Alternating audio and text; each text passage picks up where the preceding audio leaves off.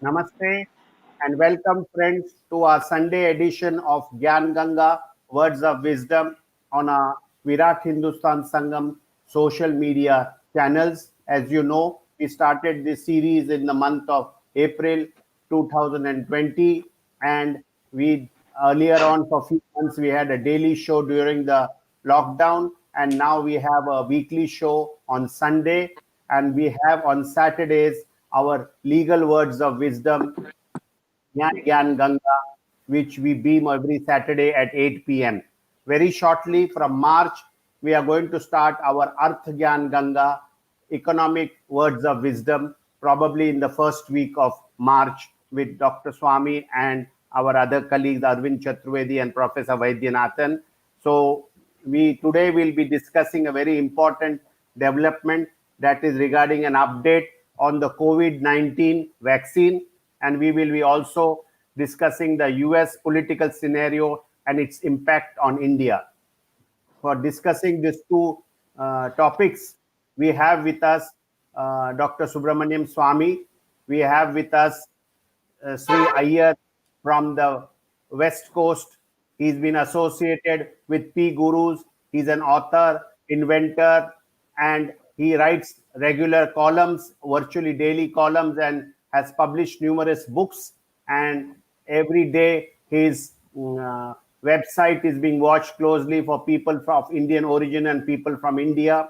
We have with us Professor M.D. Nalapat, who is associated with the Sunday Guardian group of newspapers, and he is also associated with the NewsX television channel, and he's a columnist and also a professor, and he is with us.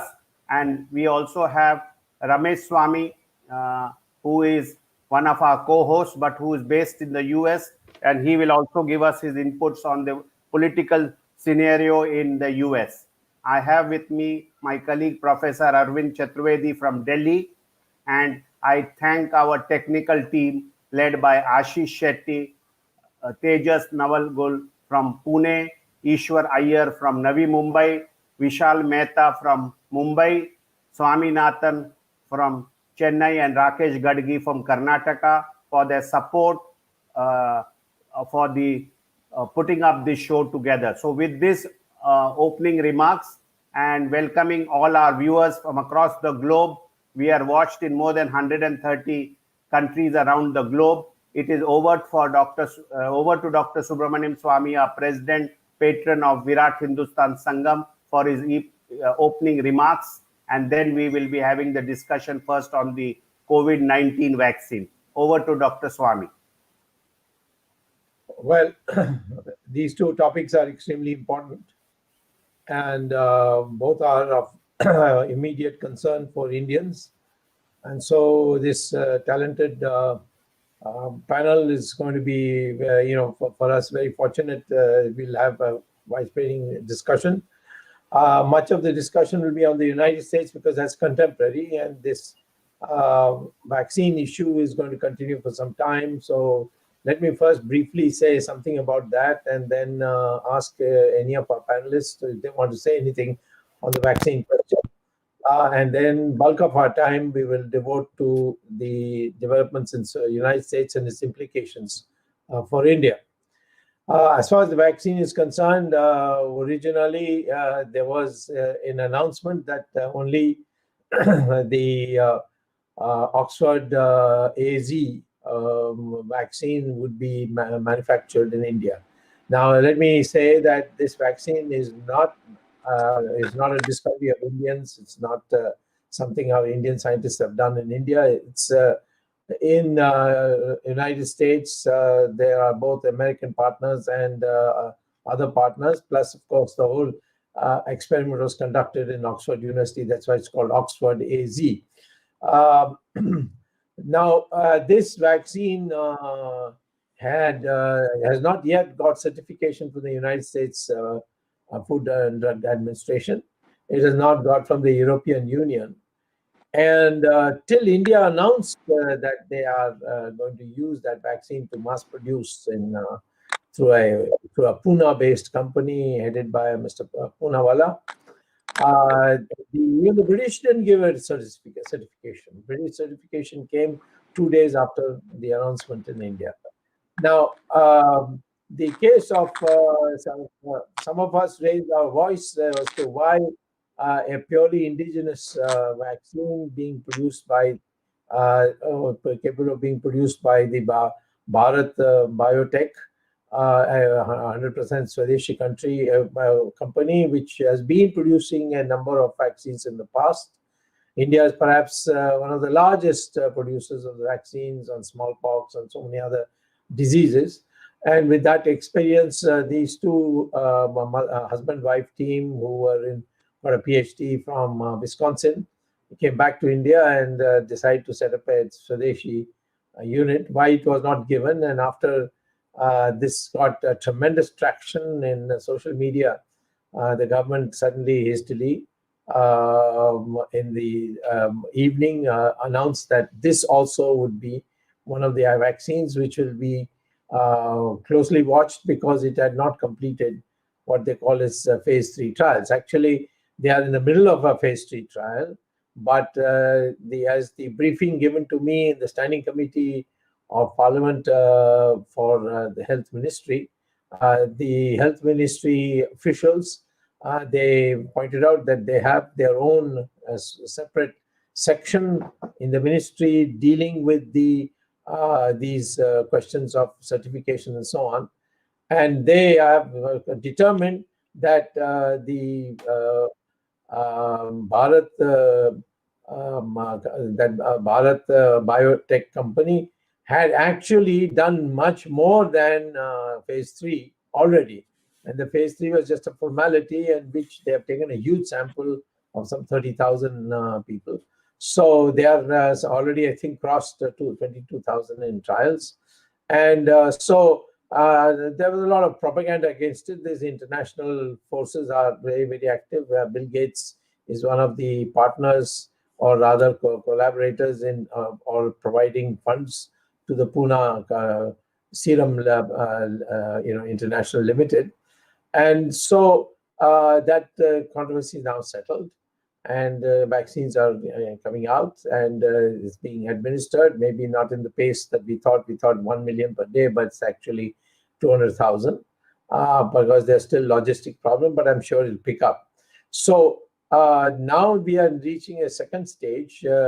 Are we going to give it first as a first priority to Indians, and whatever surplus is left, that will be exported? And that's created some problems because we have on the side, I don't know who's behind it. I suspect the Prime Minister's scientific advisor is behind it, who's originally from the Tata Institutes, one of the scientific subunits of the Tata Institute of Fundamental Research. So the Brazil has kicked up a fuss that we promised them and not doing it. Now I think we have again done a somersault on that, and it's being done. But as far as the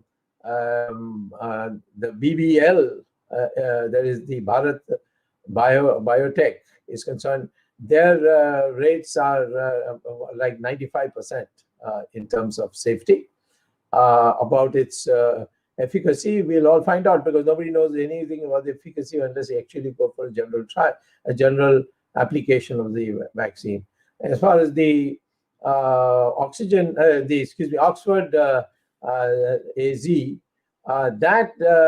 the trials give mixed picture. If you give half the dose and the second stage you give the full dose, then it goes up to some 85%. But if you give 2 full doses as it's originally prescribed, then the efficacy is only 60%. By the way, the Chinese vaccine is only 50%. So we are much, much better off with the locally produced vaccine because of for past experience anyway. So all told and done, I think we are on our way. And it's as we watch the Standing Committee of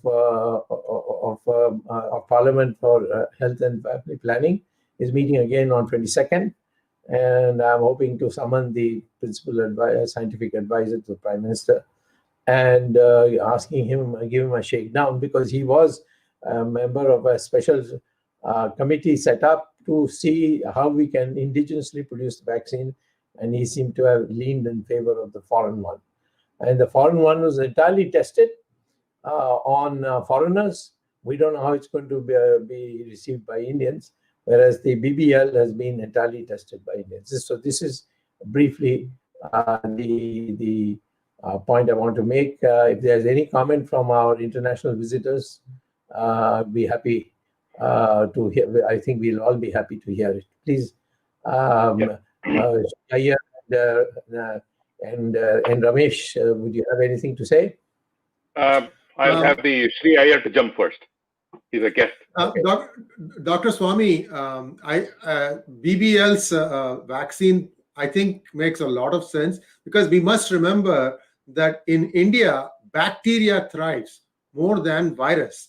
And this COVID is a virus. So any vaccine developed for virus-prone countries such as the West will not be as efficacious as one that is done for Indian conditions, where the bacteria is what you have to be more worried of. A cholera outbreak is much more worrisome in India than a virus outbreak. And you are seeing that in terms of how much of effect COVID has had in places like Dharavi, where it is packed like sardines. You still didn't have things going out of control. So I think that India probably should be, taking BBL's thing much more seriously. And also based on this, they can also say that, okay, for Africa, which is also probably bacteria prone, send the BBL vaccines. You see what I'm trying to say here, that we have to understand that there are two types of, things that human beings get affected by.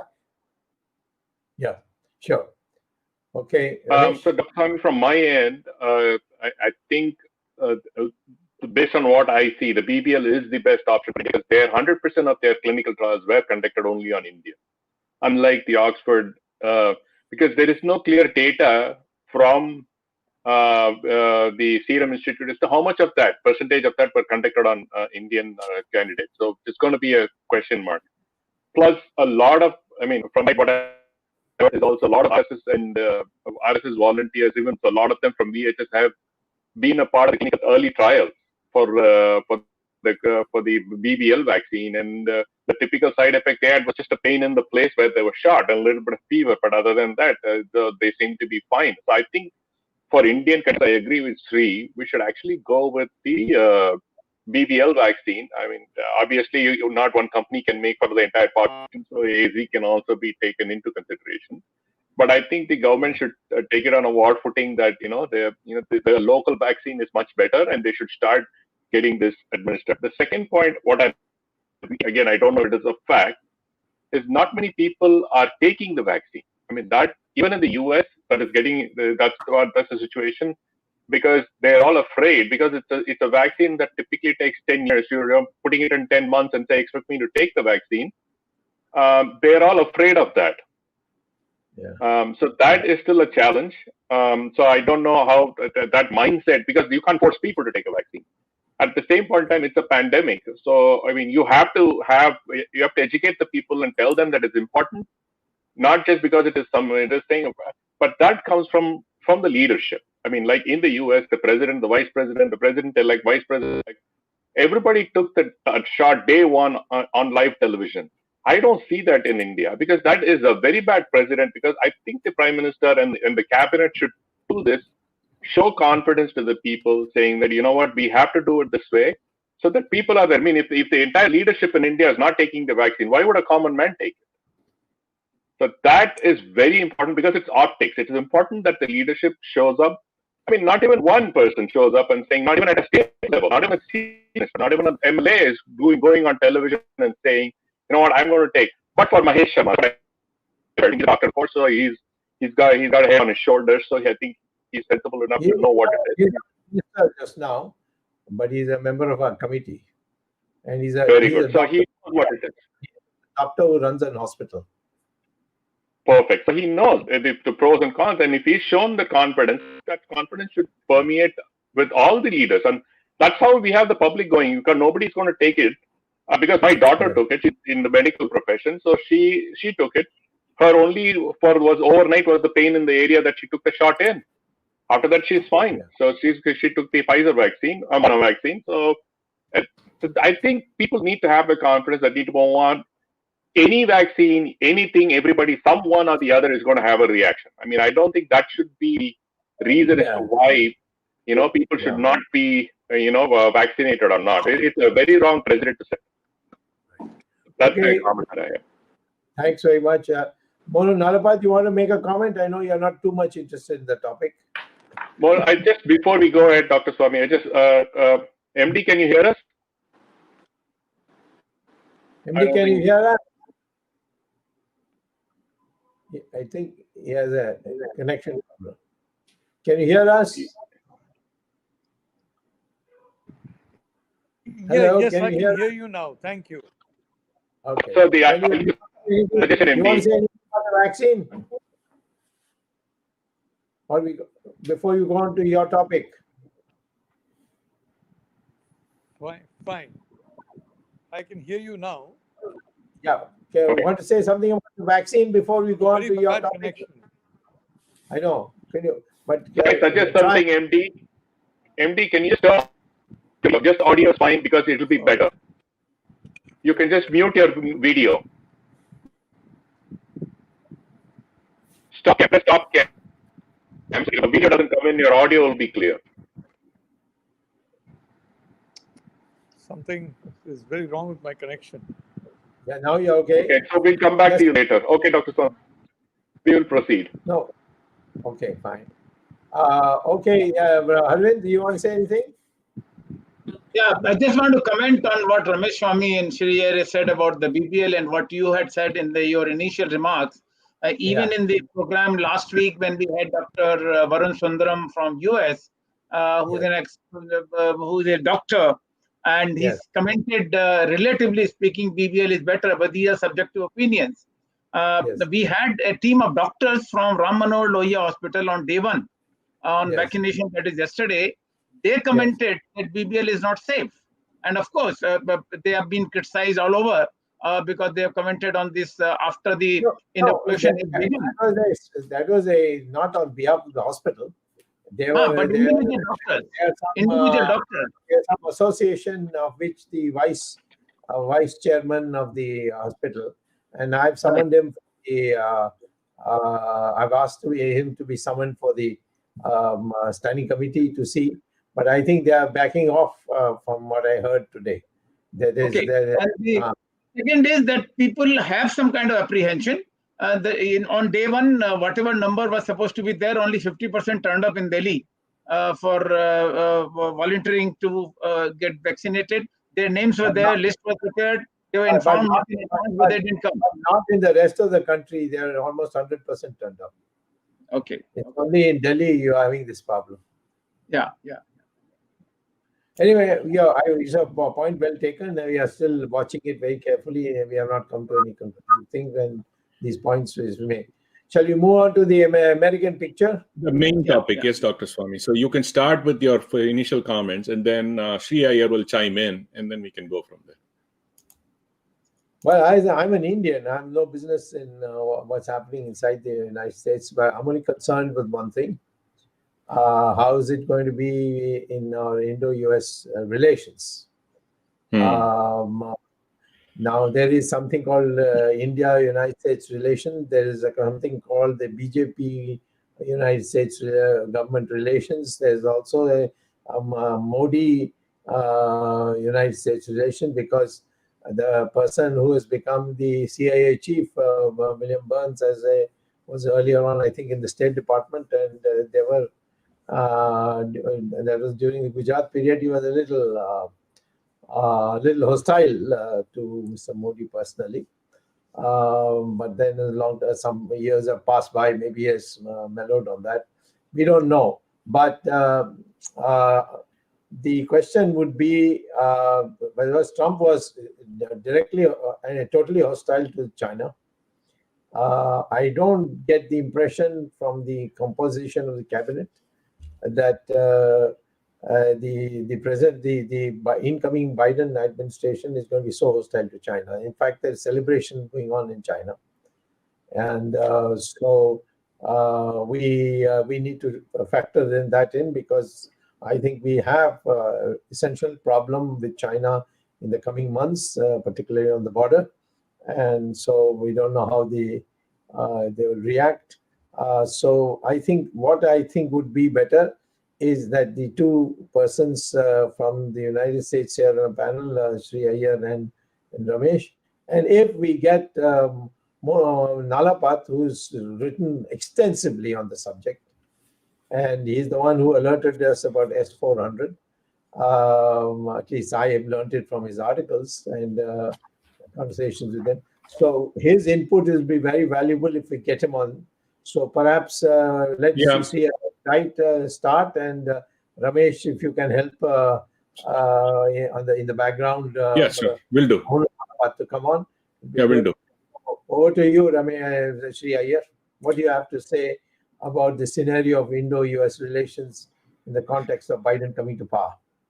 Namaskaram to all the VHS followers and friends. Dr. Swamy, Jagdish ji, Dr. Arvind Chaturvedi, Ramesh, thanks for inviting me back to VHS Gyan Ganga program.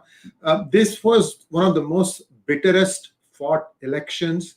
You had so much acrimony and so much back and forth that it is now time for the nation to heal and move forward as one entity. The rhetoric was off the charts, and I'm hoping that calmness will prevail, and moving forward, the country will heal and move as one entity. A few things that you touched upon, Dr. Swamy, for example, the new CIA director appointment. Sir, I know that he was perhaps a little adversarial towards Modi, but we have to keep in mind that at that time, UPA was in power at the center. And we all know that UPA, along with the left ecosystem, is very good at messaging. They might have done a lot of stuff which perhaps was taken and swallowed in toto. And we have to try and find out whether, as the CIA director now, he is willing to listen to what has happened in the last 6 years. After all, Modi, if anything, has been treating the minorities with kid gloves. And in fact, the majority is a little bit unhappy about the fact that Modi has been so kind and benign. And this balanced approach needs to come in from Modi's point of view. But be that as it may, I'm sure the American intelligence agencies are also watching and seeing what is going on. And I think that his individual preferences and tastes may not really come into play on all decisions. Maybe one or two decisions it might have a bearing, but we have to wait and see, sir. But that is why sites like PGurus, which are independent, we don't carry a brief for Democrats, nor do we carry a brief for the Republicans. We will be there. We will be looking at what is going on. And just like Gyan Ganga comes every week, we have a PGurus news module that comes for 15 minutes every weekday. And we try to cover world events in that. So that is one thing. The other thing is about the team that Biden has put together. If you think of Obama's presidencies, term 1 as 1 presidency, term 2 as 2, this looks very much like Obama 3. So whatever the policies that Obama had put in place, you can expect most of those things to follow or continue.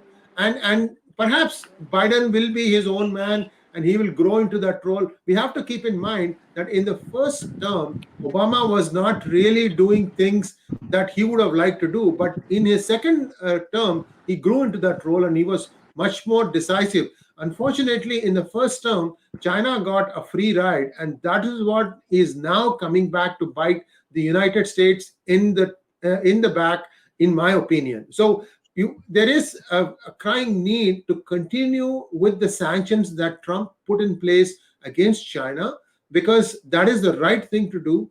People don't understand this, but those of us like me, who as an inventor, I've had nothing but challenges trying to enforce the patents that I had done in China. People just laugh at you when they say, well, so nobody's paying royalties and they are ripping me off. And then they would just say, well, the best you can do is go and fight it in a Chinese court.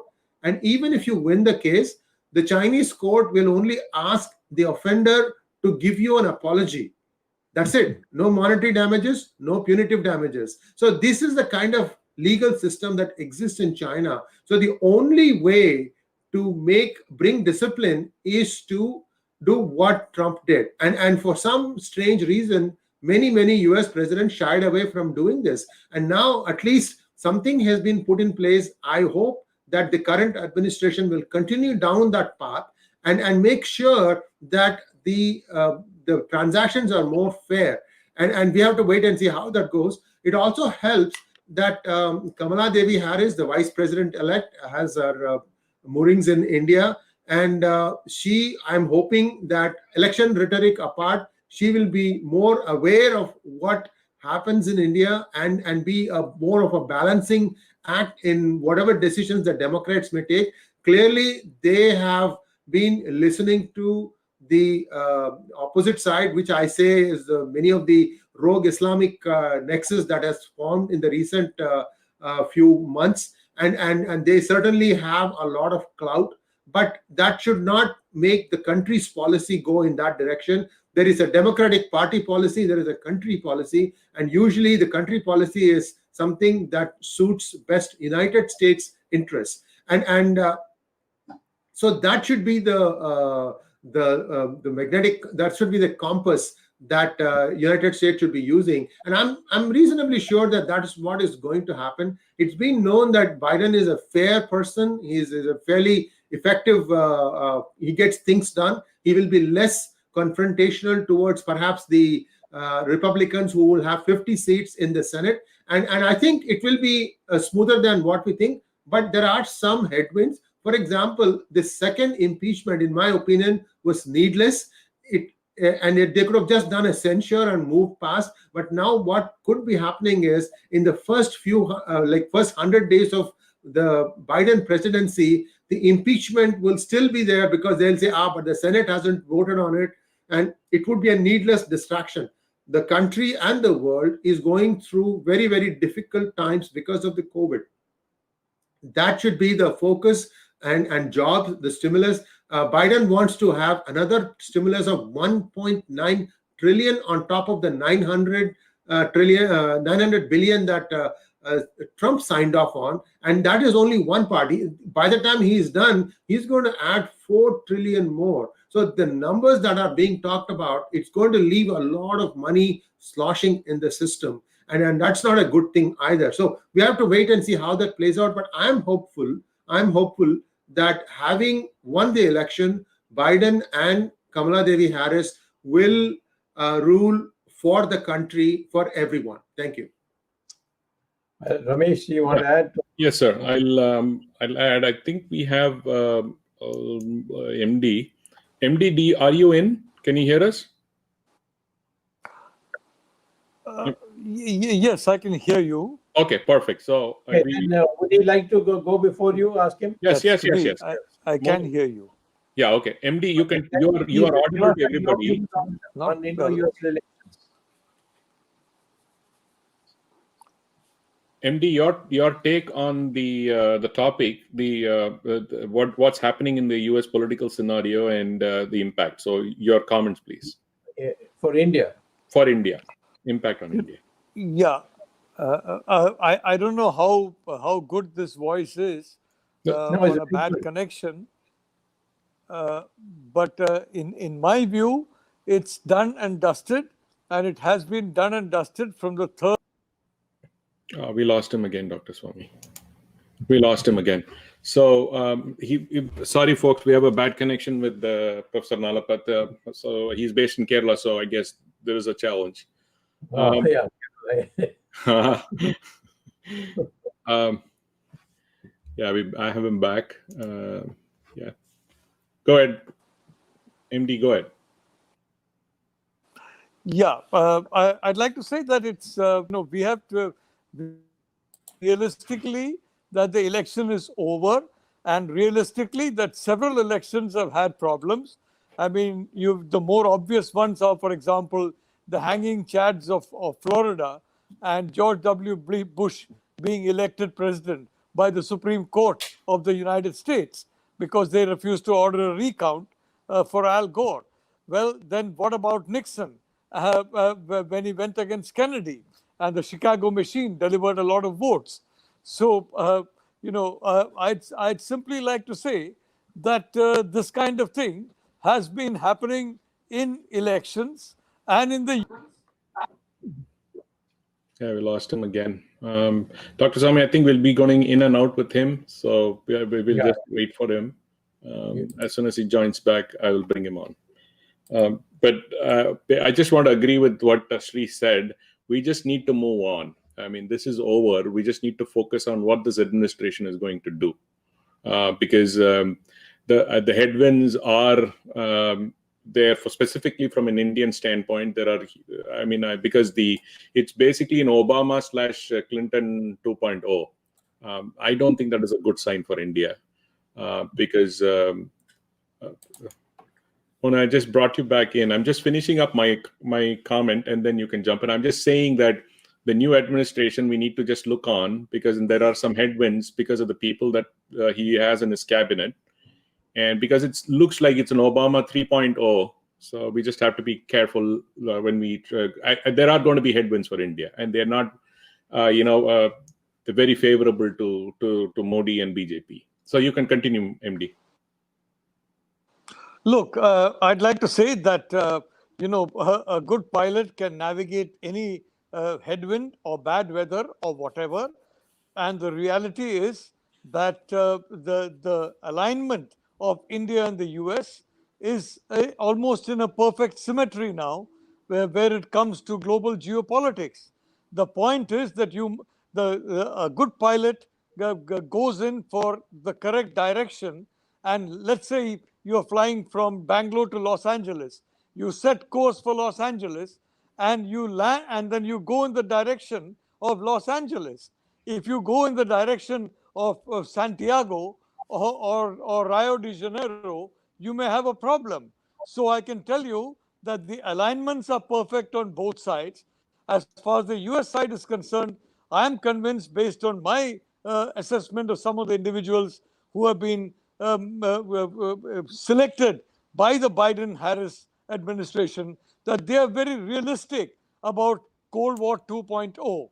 And if you're realistic about Cold War 2.0, India is an indispensable partner for the US, is indispensable for Russia to ensure that India and the US not be partners. They'll work in the US for that. They'll work in India for that. And I can tell you, so far social media is concerned, I've said in Sunday Guardian today, from Obama's period onwards, the most vituperative kind of nonsense was spread about the 44th president of the United States. Absolutely vituperative, abusive nonsense.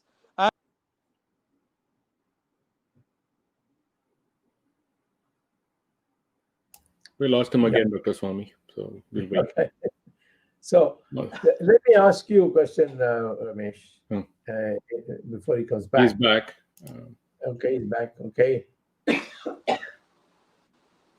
Yeah. My information is very. Yeah. Sorry. Go ahead. Yes, go on. Tell him to go on. MD, you can continue. Yeah. Sorry, I have a huge problem with my network for some reason. But I can tell you very clearly that if the Indian side sets the correct course in Cold War 2.0, there is no way that the United States side is going to deal with the Indian side in anything except respect. Obama and Modi got along very well with each other because Obama was a pilot who knew his settings very well, and Modi wanted to be friendly with the United States. Well, now you need a little more navigational expertise to go in for this fresh direction, because the weather has changed en route, various other conditions have altered en route, and in a sense, even the destination has been tweaked a little bit in terms of the degree of closeness that is needed between Washington and Delhi. If that correct course is set. Okay, Dr. Swamy, you can continue because we keep losing him. So you can just say. You can also ask him when he comes back, because I don't think he's hearing me. The question is on S-400. Okay. The recent statements from the Biden side also is that they will not That give course them a waiver. is, India sorry, waiver. if that correct course is not sent, I can tell you, no matter who is the president, there will be problems. The question is, India needs to set the correct course in Cold War 2.0. And if that is set, there is no problem. If that is not set, whoever is the president, there will be, as you said, massive headwinds. That's my take, if you don't mind. Okay. So. You can, Dr. Swamy, you can try. Let's see if we can hear you. Can you hear me, Professor Nalapat? No, he can't. So you put it to him. I think there is a delay before he starts hearing it. Well, can you hear me? I'm sorry, I'm not able to get what Dr. Swamy is saying. Okay. MD, yeah, we keep losing him, Dr. Swamy. I think we'll just leave it at that. Yeah, so we lost him again. So we will just leave it at this because we can't keep trying this because we are he can't help it. Kerala is so bad. Okay. So go ahead, Dr. Swamy. You can ask Sree on that. So go ahead. Sree, and then you. Of course, there's Arvind Chaturvedi. We can also bring him in on this question. Yeah. The issue is this, that the S-400,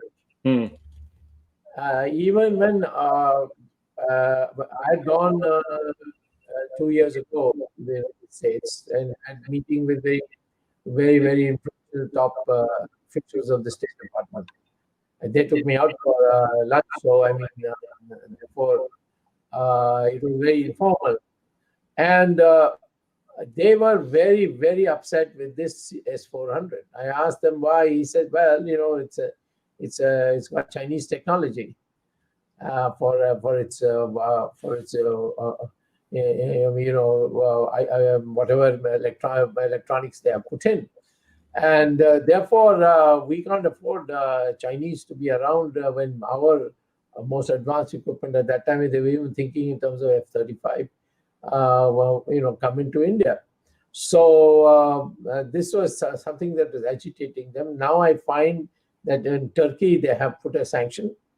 And only therefore yesterday somebody said from the Democratic Party that there will be no relaxation on that. S-400 will invoke these sanctions against India. So what do you think? They think that they will do that? Go ahead, Sree.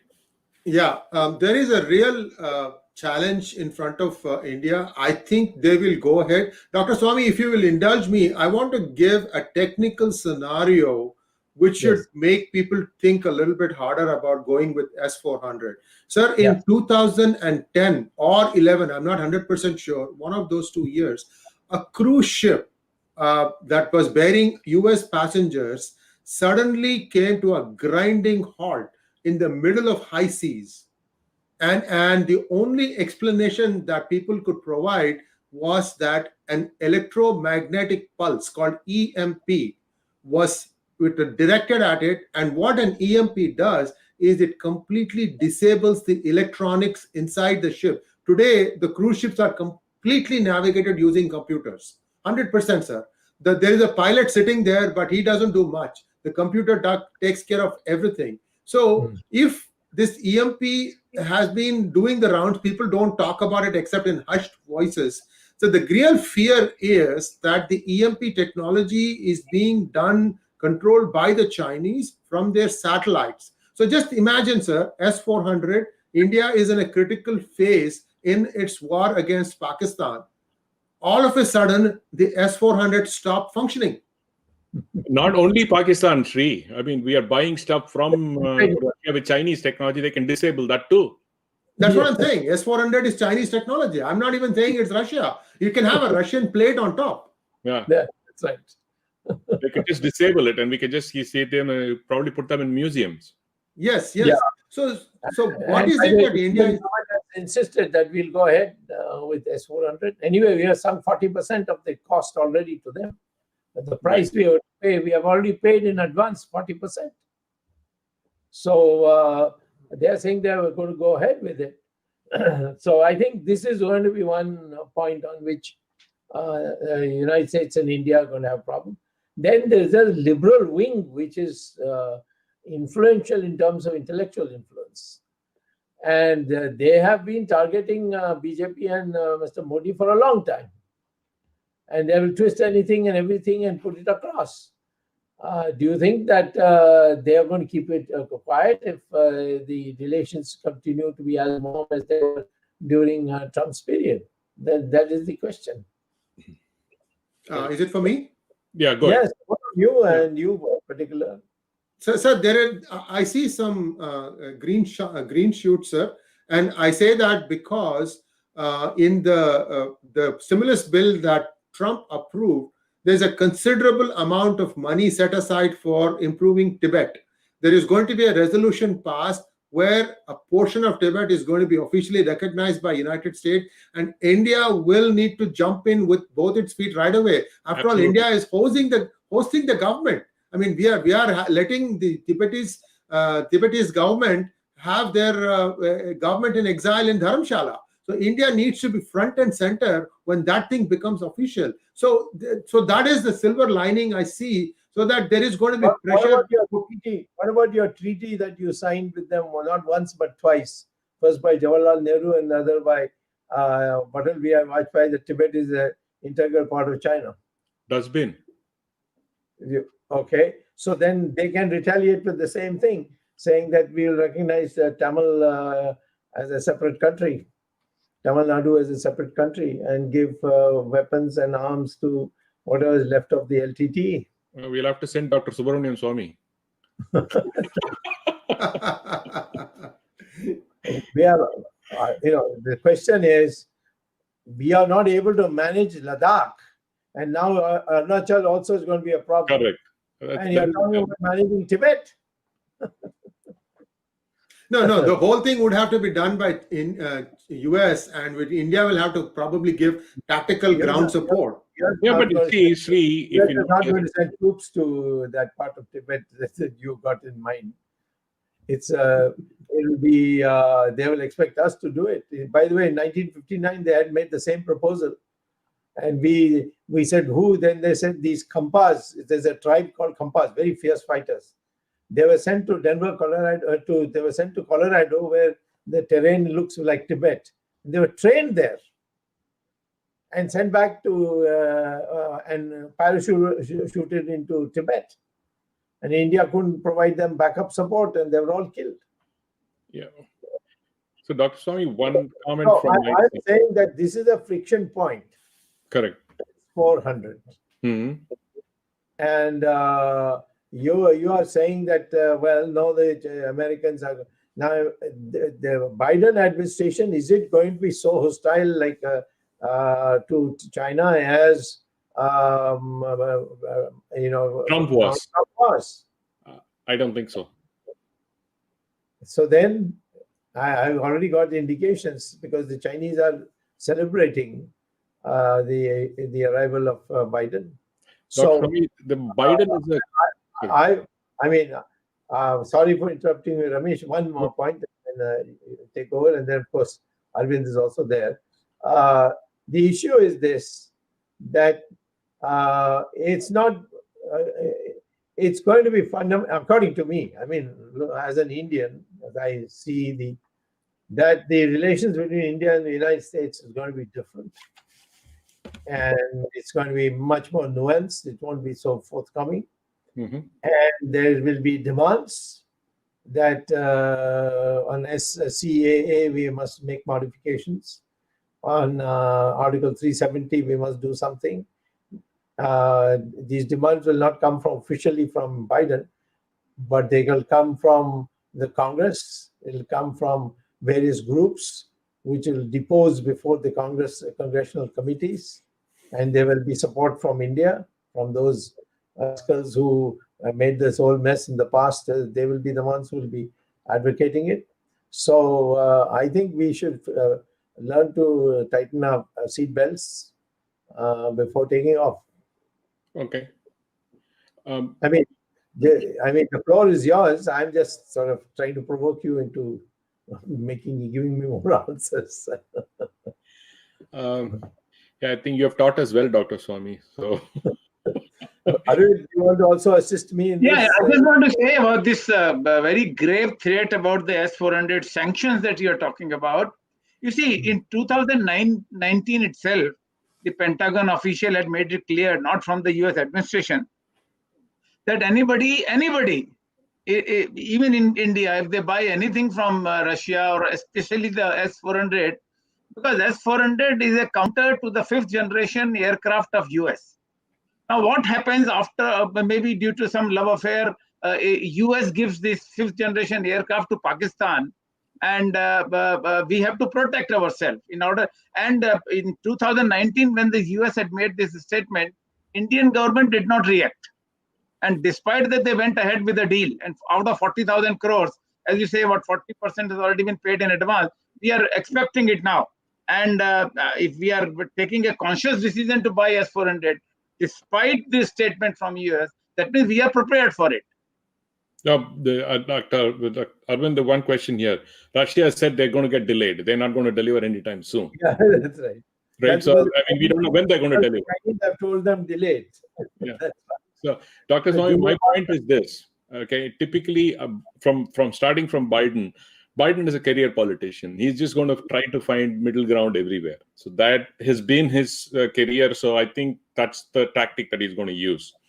He's not going to give in too much to India, not do it that way. He's going to try to be a friend to everybody. So that the first year is going to be confusion because we have so many local issues. I mean, what I'm saying, local to America issues that he's going to be bogged down with. It's just too much going on. So I think the first year, the foreign policy is going to be very cold. I don't think we don't have much time. But unfortunately for India, that first year of the presidency is also crucial because we have two neighbors who are like on the verge of attacking us anytime soon. So that is one big challenge that we have that we need to think about. The second, as far as the S-400 is concerned, India, we have this offer called, buy the old stuff and get you new one, right? We have an exchange offer. I think America can accommodate, if the Indians are smart, we can accommodate such an exchange offer. If you buy American guns, we will take away the S-400 from you. Some kind of a barter system can be done. But I think S-400 is as you said, you've done so many things. There is no way I can dispute you on it. We need to stay away from S-400. If it's a 40% of paid, then you have to take that loss, move on with it, and just think about what we need. Maybe you can buy something cheaper from Israel or some other place and compensate, because you can't just say, because I paid money, I'm going to wait for it forever. By the time, everybody else starts in the two countries that are in the border, one is already occupied stuff. The other one, we keep giving away pieces of our land. I don't know why India has this penchant for giving away land. One, either it's Pakistan or China. We freely give away land. Once you occupy, okay, we'll call it China occupied Ladakh. So that will be, instead of POK, there will be COL. So I don't know. Bhutan. It's called Bhutan. So we have one side is Pakistan occupied Kashmir, the other one China occupied Ladakh. Where are we going to go with this? We can't just keep waiting. Things will happen down the line, because that mindset should change. India should stand up. I think there is enough people. Mindset globally, people see India as a good force. It's just that we're not showing that we have the might to do it. The armed forces are, based on what MD has said, what you have said, Dr. Swamy, the Indian armed forces are ready to do any challenge. Sadly, the leadership should don't see it happening. And that is the issue, and we need to equip them. That is the crucial part, because the armed forces, they've done yeoman service for 70 years from the blunder because of Nehru. They have given up lives like crazy for defending the nation. So that's what, from an S-400 perspective, we need to seriously look at an alternative, cut the losses and move on. That's what I would do. It'd be easier. What about Sree Iyer? Rebuttal? There is something that I think is not being mentioned here. My gut feeling tells me that since India sources its ammunition and guns and armory, all this stuff from various countries, whether India is in a position to turn away its back from Russia for S-400. What if Russia comes back and says, okay, we will not give you all these other things that you are using, spares for MiG-21, for example, and so on and so forth. So I think this is a little bit more complicated. Sir, I wanted to answer to you about China's threat of recognizing Tamil Nadu as a separate country. You know, for you can say that for anything. I mean, anybody can say anything. The key point here is, you know, if there is a fist fight between two people, when the police go after half an hour to start looking at what happened, they always go for the first person who threw the punch. He's the one who's going to be tried. So in this case, it's my opinion that it's China which has turned away, which has broken a lot of agreements that it had with India. And since India, there are lots of stuff, sir. China feels free to weigh in on so many things that it is not supposed to. But India will always keep quiet. It will not come. When two people fight, the policeman comes as to who threw the first fist. Yes. I want to know who's the policeman who's going to come and see who between India and China is through the first fist.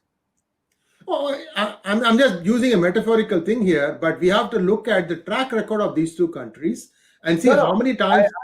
I have no doubt at all that even if China did it, the Tamilians are going to oblige. But there is a section which played havoc both in India and in Sri Lanka, and they are still resident in London, in Canada, and so many other places. And there are all kinds of Purkis in Tamil Nadu also. So therefore, they can create trouble. That's what I'm saying. They can create trouble in Nagaland.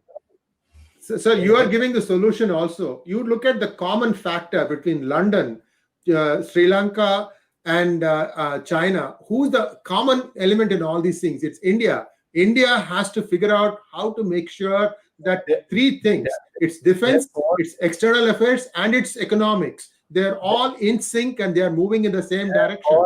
I am saying concentrate on recovering your territory from China. Stop thinking in terms of things you have given away.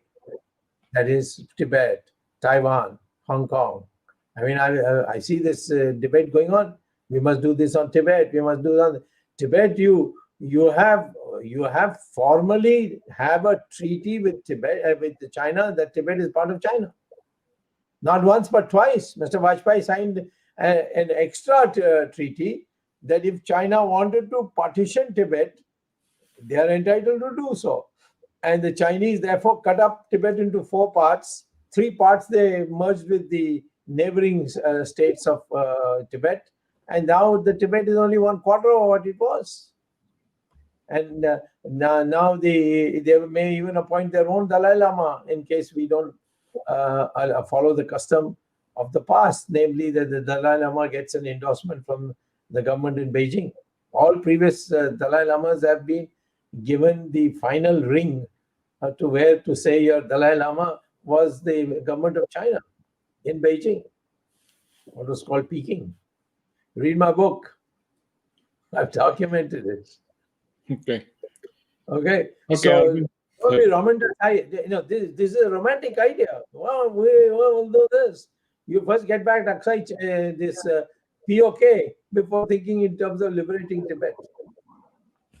That's how I feel. I mean, you are based in America. You have your own perspective. I respect it.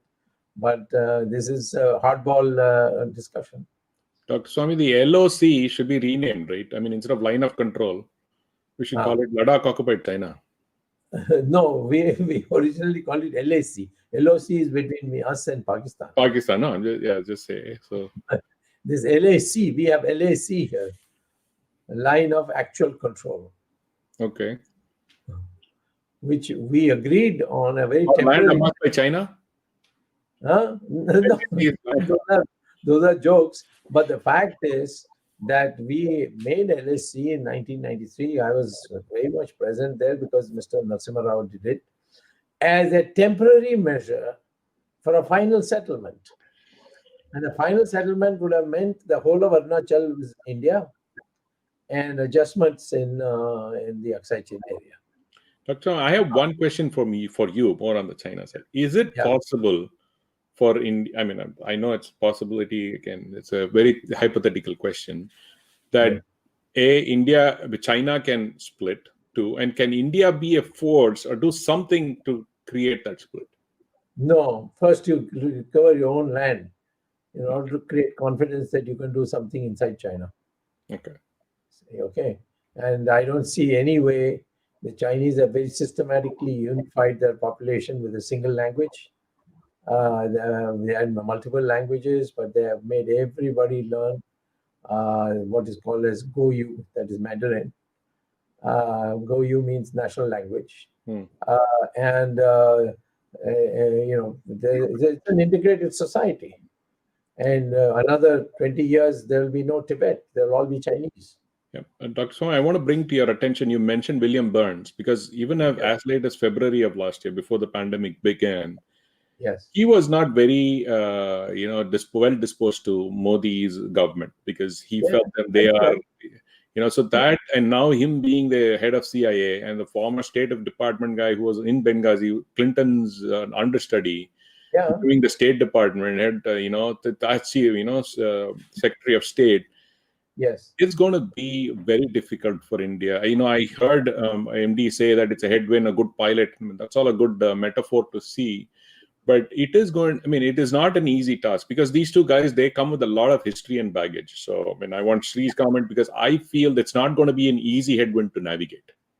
Your Secretary of State to be in another few days, he has addressed the Hudson Institute. I've read his speech. It's very clear that there are human rights violations in India and we must take it up. And they squarely blame the BJP government. Yeah, the bugbear that we need to deal with. So the one thing we can do on our own without any external help is to evict the Chinese from Ladakh. But we are not doing it. There seems to be somewhere some people have developed stage fright. And now, when they have got stage fright for a thing that you can easily do, and it's not, even more surprising is that all these occupations took place not in May, June. It took place between 2006 and 2013 when the UPA was in power. But it also means that you knew all along that they are in occupation.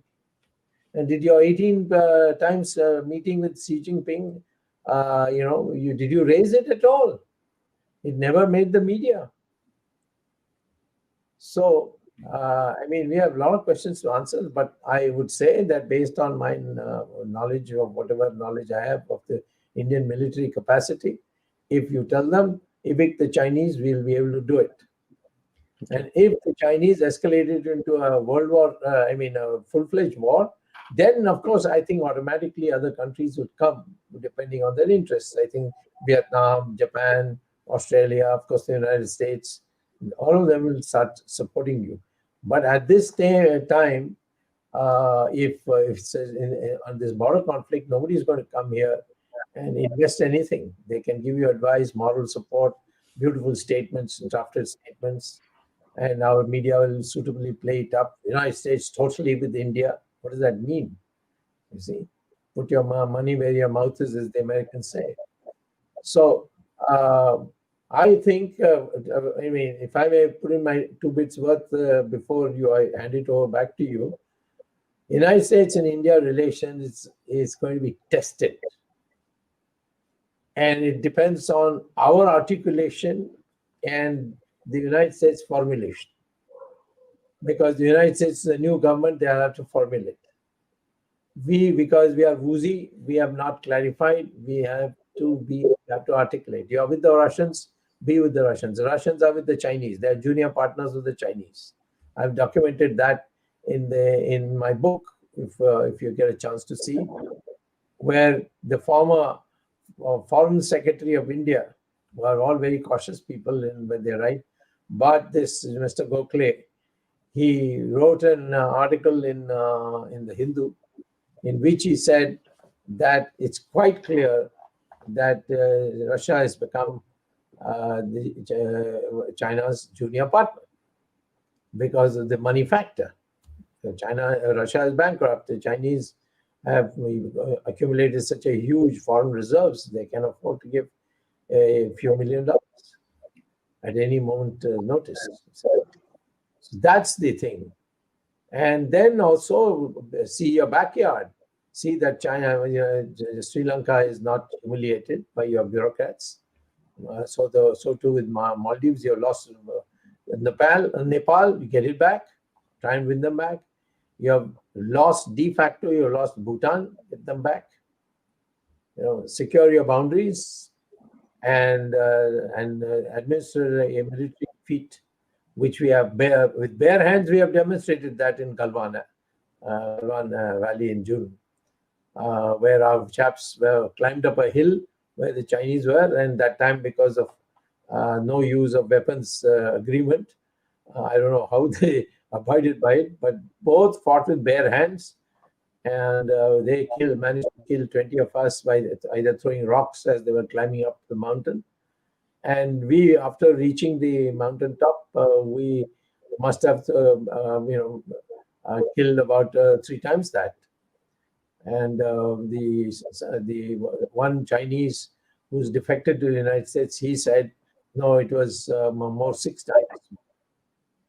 So the fighting spirit is there, and this has to be demonstrated. It can't be by speeches, it can't be by phrases. It has to be by showing that India can stand alone, but with the support, we can, in fact, reduce China to to its or draw it back to its senses. Dr. Swamy, the key point here is because India has faced a lot of wars. I don't think China has, in the modern times, China has faced any war. They don't have practical experience. They have all this computer scenario modeling, simulations and stuff like that. But when it comes to in the ground fighting, that morale is different. You can't just put them or program people into it. More than that, they all have to come from northern provinces of China and come through this long journey and through the desert. Morale ours is far superior than theirs because we are defending our territory. They are coming here to claim more territory. No question. Yes, we have more experience in we're using the military in civil matters and in fighting the effects of floods and so many things. The military is being kept active. And whereas the Chinese haven't had an opportunity for a long time. The last time they sent their troops out, it was to Vietnam and got a beating. So all these are to our advantages. So, but the risk taking is leadership.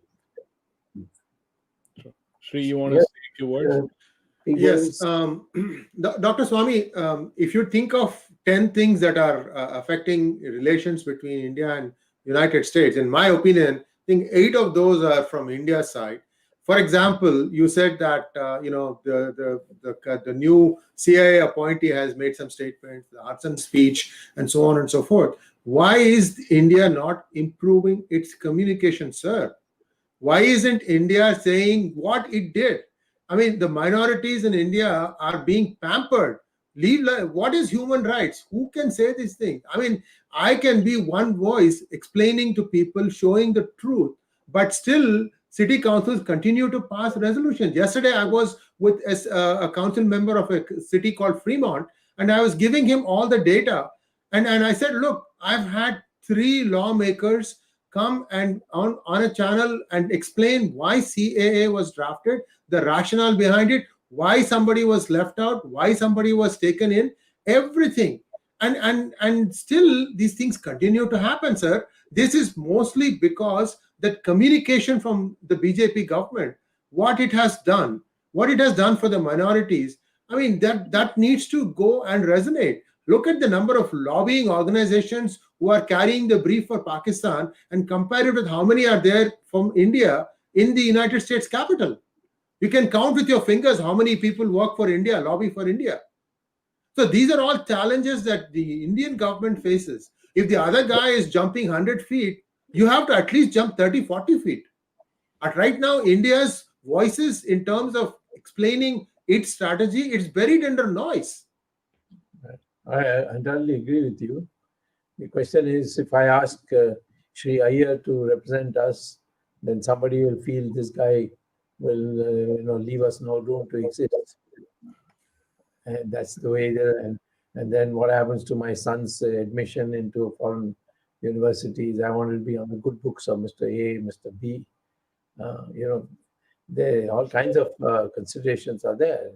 It needs leadership to be able to tell what we need with each country. I don't want to boast, but nobody else but me could have got Kailash Mansarovar route opened. And that's what everybody told me at that time. Don't do it. And in fact, Vajpayee went to the extent of saying, you're spoiling whatever relations we have built, as if he built anything, when Morarji was there. Narasimha Rao was foreign minister, and Mrs. Gandhi's government told me, you're just spoiling your name, you will get them irritated. Nothing of the kind happened. So it's a question of knowing. The Chinese only value one thing. Can I trust this man? And the only way they measure trust is when they were in difficulties with other countries, did you stand with them? And that we proved in that Usuri River. I persuaded Morarji, and they knew that it is I who persuaded him. That stay neutral. Don't allow the Russians to invoke the Indo-Soviet treaty. Say that it is dead as far as we are concerned. It's Indira Gandhi's treaty, it's not our treaty, which is what Morarji said. And that changed everything. And then I advised Mr. Rajiv Gandhi, who at one stage wanted me to accompany him, but then his Congress party people told him he will go there and he'll overshadow you, don't take him, the usual fears. But I said, you are going in 1988 event, I said, you tell them, you say this is yours, we say this is ours, let us say it is disputed and we'll talk it out. And we'll take time about it, but we'll develop everywhere else. And that's what really worked. And so the question is, the political authority must know what each country wants. In the United States, everything is give and take. All this nice talk, we are for you, our heart bleeds for you, and we love your democracy, all that is a waste of time with the Americans. You say that I want this and I'm ready to do this, or you tell me what you want. The Americans said, give us 20,000 troops to Afghanistan so we can quit. We didn't agree. And now they have allowed Pakistan and Taliban to take over Afghanistan because they want to get out. Arvind, do you want to say anything? Yeah, now it's time to wind up. Thank you very much, Dr. Swamy. We have over more than an hour today. And unfortunately, Monu Nalapat could not join. Sorry, our viewers. And he also could have given his perspective. And thanks, Sree Iyer. Thanks, Ramesh Swamy. Thanks, Dr. Swamy, for giving the things to our viewers in the right perspective. We have challenges, no doubt. And perhaps the leadership challenge that we are facing, maybe Narendra Modi did not have time. He was devoting more to COVID. And now since COVID has been controlled, and now since the vaccine has also come, perhaps he can pay attention to the challenges on our borders and the US. And as Ramesh said, that it is going to be like Obama 3.0. And if it is so, Obama's period was not challenging to India. Of course, bits and pieces here and there in global policy, this is always there. But we are facing challenges more from our neighbors, China and Pakistan. And we hope that the new US president would not support Pakistan against India and support China against India. In fact, that is what is to be managed and controlled. And as far as COVID is concerned, one very important issue, today we have heard in the evening that some Trinamool Congress MLAs forced the hospital staff to get vaccinated. I mean, they went to the hospital and they forced the staff that, they were not in the priority list as far as the order was concerned, but it has happened.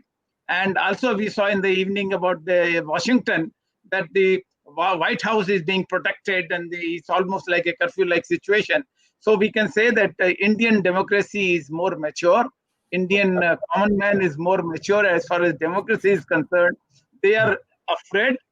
They have apprehension that something may happen in the state capitals also when the inauguration takes place. So barbed wire fences and all that on White House. I mean, those things say a lot about the immaturity of democracy in US, which is the oldest democracy. Thank you very much. I just had two comments. Ramesh, you want to add something? I just had two comments, very quick comments. Like what Sree said, that they're throwing a big rug over this fraud, but they're also throwing a rug over what happened to Hunter Biden. Okay, so let's leave it at that, because we don't know what happened to it. That's it. That's buried and gone. So it's a huge thing, but that was buried and gone. The second point, Arvind, is just when the biggest challenge, I'm not talking about economy and challenge, is this mindset, because the left liberal media in the US is just going to hammer and tong on human rights. Even though it is not an issue, but it is going to have a huge bearing on how we counter that challenge. We need to have the correct mindset to counter it. And as Sree said, communication is very important. Okay. Second, as Dr. Swamy said, you stand up for what you are and show what you are. And how do you prove that? You just show that you have the might to take away your people who occupied your land. So that mindset is very key in the challenge. When I talked about challenge, that's all. The economic, I'm not worried about it. Cooperation, all that, everybody will, like howdy modi, there'll be Biden side, and something will be there. Something, some jumla or something can be done. But mindset-wise, India needs to they need to start thinking like a global country, not saying every time saying, okay, what is US going to say next? They say, ha, saab. We can't do that. That's what I wanted to conclude. Well, yes, Arvind, your conclusion. Thank you very much. Thank you very much, Ramesh, for these comments. And we inform our viewers that again, in March, as Jagdish Shetty has said in the beginning, we are starting the new series, Arth Gyan Ganga, Economic Words of Wisdom, after completion of that Nyaya Gyan Ganga, Legal Words of Wisdom, in the first week of March. And we'll also have our guest, Sree Iyer, again and again on different issues. Next Saturday, we'll be meeting. And again, followed by the regular series on Sunday next. Thank you very much. Namaskar. Jai Hind. Jai Hind.